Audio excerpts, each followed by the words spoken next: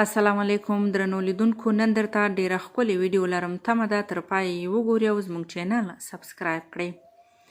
دوه مسافر ملګري په یو بیابان کې روان وو. په خبرو کې یې پر کومې مسلې سره بحث پیل کړ. بحث دومره تود شو چې یوه یې ناڅاپه دا بل په سپېړه ووهه، خو هغه هیڅ ونه ویل. بس ځمکې ته ټیټ شو. د بیابان په شګو یې ولیکل: نن یوه خواږه ملګري په سپېړه ووهلم. دواړو خپل سفر ته دوام ورکړ تر دې چې آبادۍ ته ورسېدل. ناوخته و، ستړي شوي هم وو. له سمندر غاړې سره دواړه سملاستل او ویده شول. کله چې شپه پخه شوه، ناڅاپه هغه ملګری سمندر ته ولوېد چې سپېړه یې هم خوړلې وه. خو چې دا بل پرې راویښ شو، نو ژر یې پسې ورټوپ کړ او له مرګه یې وژغوره.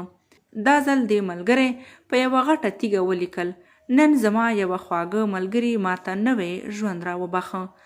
ملګري ترې وپوښتل چې کله مې په سپېړه ووهلې، نو هغه جمله دې په شګو ولیکله، خو چې دا ځل مې وژغورلې، نو بیا دې په کاڼي ولیکله. دی موسکی شو او ویې ویل: کله مو چې څوک ځوروي، نو هغه باید د بیابان پر شګو یې ولیکو چې بخونکي بادونه یې پاک کړي. خو چې کله څوک را سره مینه کوي، باید هغه په ډبرو ولیکو چې هیڅ ډول باد یې وران نه کړي او د تل لپاره په خپل ځای پاتې شي.